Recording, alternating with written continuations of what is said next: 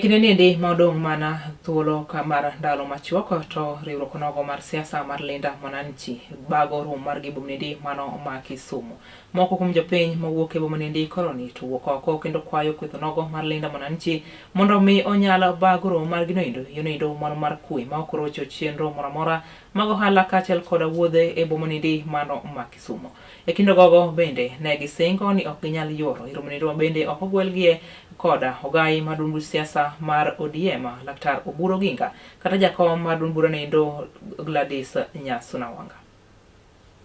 Iluonga ni Nyawara Vincent achung' e pavement ka mane jakom pavement ma car wash kama some ga set morning every morning car wash wan wahera ngowa wahero Kwee ma ng'ato kada biro gi koko ka to kwa biyie kaka jo car wash kech ma karo mwatime Kwee waloko wala munde wani ka loko wala kar ka mai kama ji jo wayude konyruok koro wakwayo awinjo nitie rally moro wabiro ka butwa ka mana piny ka mu bende wane mu bende organize mora kanyo to gimu onge kanyo ero nikech ok en marwa wan marwa ikelo rally marwa biro ke tele gi party leader wa Dr. Oburo Ginga mani party leader marwa manya biro kanyo kaka en kinyo onge wesi ginok marwa omo kinyo onge kanyo to jok moda biro kanyo moda kelo koko kama warito to kwadhi yie godo. Ani Arun Kodiwuor Development Chairman Kisumu County Boda Association.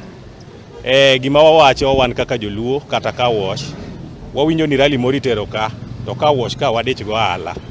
Koro wakwayo ng'ata ni wan ok wadwa koko ka, wadwaro peace within Kisumu te, ok wadwar koko mora ka.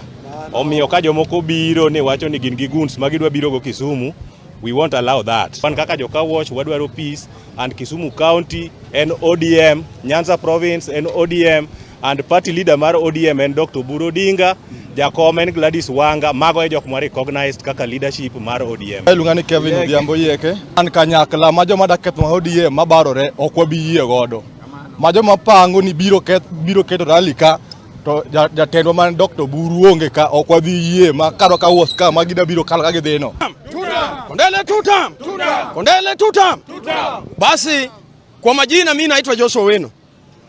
Na mimi ndio mwenyekiti la bunge la wananchi Kisumu County Information Network.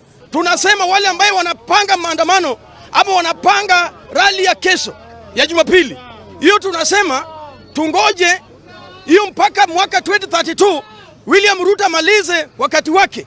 Hiyo ndio maana tumesema ya kwamba tunaunga mkono bwana Oburo Ginga kama mwenyekiti letu na tunaunga bwana Gladys Wanga kama mwenyekiti wa chama cha ODM. Ilungo Lilian Atieno anajadak Mobunga.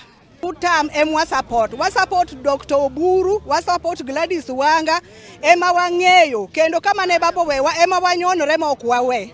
Koro kanyo ok wadhi wokie kanyo ema wanitie wan kaka mine Mobunga kaka mine ma Kisumu wanyonore kanyo to gimwadwaro en Kwee.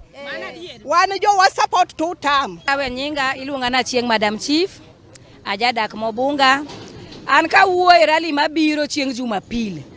Wakwayo Kwee, jolinda wananchi, uluongre linda wananchi. Wando wan jolinda ground. Wakwayo Kwee to wach mara yany ok wadwar. Luor emwadwaro. Dr. Oburo nyaka luor, Gladys Wanga nyaka luor. Kubiro ka tubi kod Kwee. Wach moro nuwacho ni wan guns kenwa iko guns mano gima onge. Wan warwako uto mana gi Kwee. Tutiek rally maber.